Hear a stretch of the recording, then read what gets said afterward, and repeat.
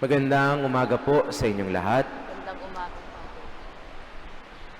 Alam niyo po ako ay na-assign bilang diakono noong June 2023 sa San Roque Parish sa Bagong Bayan. At honestly, ito po ay isa sa aking mga paboritong naging assignment dito sa Diocese of Cubao. Kasi po yung maiksing panahon ng pagstay ko doon ay nagturo sa akin ng madaming lessons, nagbigay sa akin ng napakaraming karanasan, at nag-enable din sa akin na maging immersed doon sa buhay ng mga tao doon. It was just a very small community. At in less than a month, marami po akong napuntahang lugar, nabisitang mga bahay at mga may sakit, at nakilalang mga tao na naging kaibigan ko pa rin naman po magpasa hanggang ngayon. Maasikaso sila at ramdam ko yung pagmamahal nila sa simbahan. Dagdag pa po doon yung debosyon kay San Roque, patrona ng may sakit. At parte din po nung parish ay yung kapilya o yung chapel ni Saint Padre Pio sa Libis. Yung iba siguro po ay napunta na sa inyo doon, na talaga namang malapit din sa aking puso. Hanggang ngayon po ako ay nagmimisa pa din doon because I really love the devotion, the piety, and the hope of the people there. In other words, talaga pong napamahal ako sa aking unang assignment bilang isang ordained. Bagamat may takot po at agam-agam, nung dumating po ako doon, ay mabilis na pawi ng mga kabutihan, kapayakan, at pagmamahal ng mga nakatira doon. September na. In the height of everything that I am doing there, when I have just adjusted in my ministry, nakatanggap po ako ng text galing kay Father Ronald, ang ating Vicar for Clergy.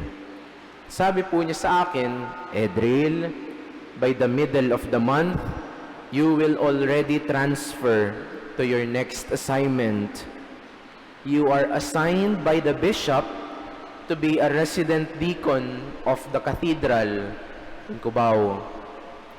Yung iba siguro, wow, level up. Mula sa Bagong Bayan na napakaliit na simbahan, papunta sa katedral na kalaki-laki, sentro ng buong diocese ng Cubao. Pero ako po, at that time, hindi ko po ma-explain ang aking nararamdaman. Kasi ayoko pa po talagang umalis doon nung time na yun. Gusto kong sabihin at i-reply kay Father Ronald, Father, pwede ba pa-extend muna ng kaunti? Happy na ako dito eh. Masaya na ako. Okay na po ako dito. 3 o 4 na buwan pa lang ako dito. Eh, komportable na ako. Baka pwede pang pa-extend. My dear brothers and sisters, our gospel today is about the transfiguration of Jesus. Ang pagbabagong anyo ni Jesus. Jesus, taking some of his friends, went up to the mountain and stayed.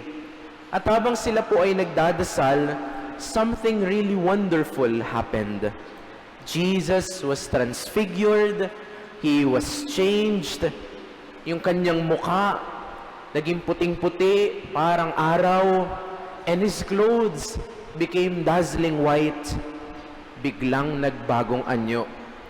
Kaya po imagine niyo na lang yung reaksyon ng mga apostol na nakita si Jesus in his full splendor and glory. Kaya sabi ni Peter, Lord, it is wonderful for us to be here. Gawa tayo ng tent o kubol para sa iyo, para kay Moises, para kay Elias. Alam niyo po yung ibig sabihin ni Pedro doon? Ganito ang nais niyang sabihin, Lord, dito na lang tayo sa bundok. Masaya dito. Okay dito. Kita mo yung damit mo, puting-puti. Parang nasa langit na tayo. Okay na dito kasi komportable na tayo dito eh. Huwag na tayo bumaba.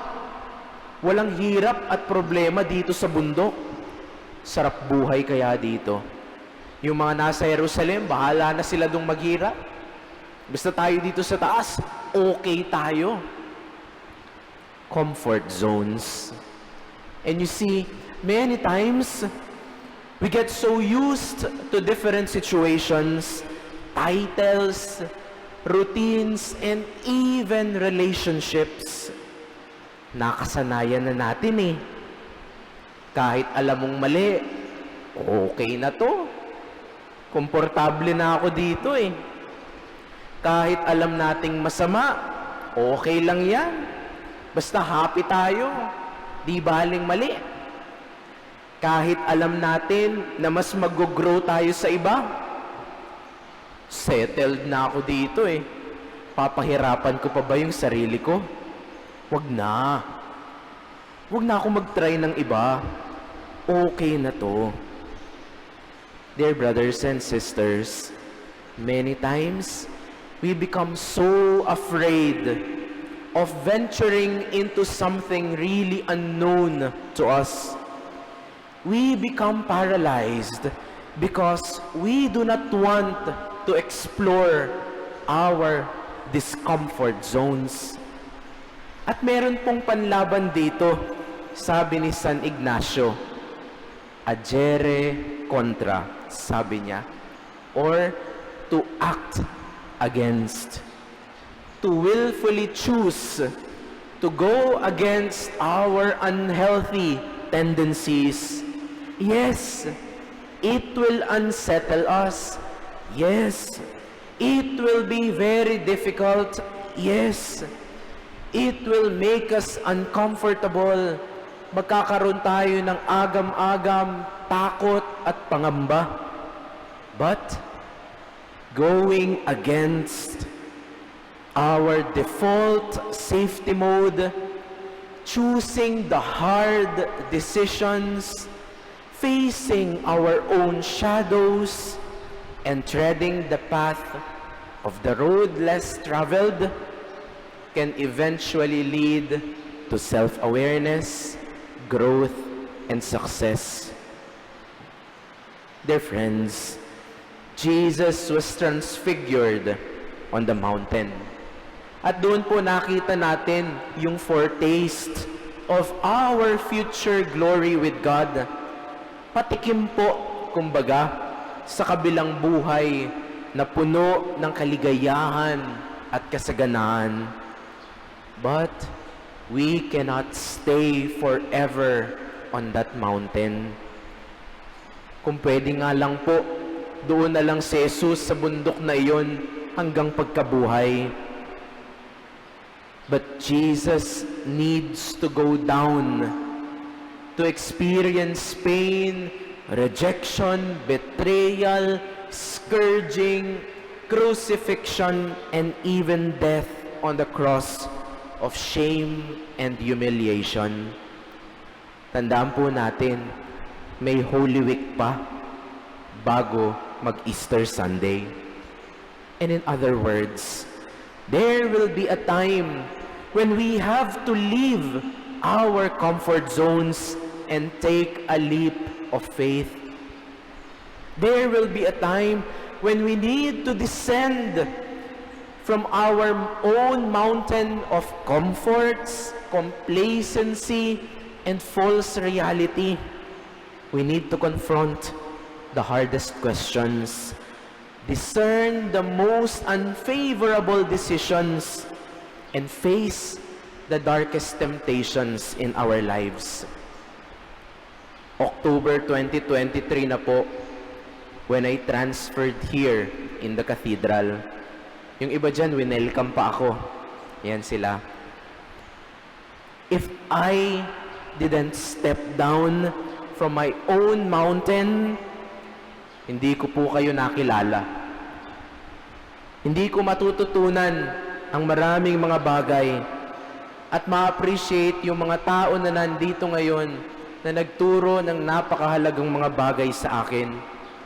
At hindi ko po ma-appreciate ang napakaganda nating katedral. See? So never be afraid of descending from your mountains of transfiguration. Ngayon, mananatili ba kayo sa mga sarili niyong bundok o bababa kayo? Amen.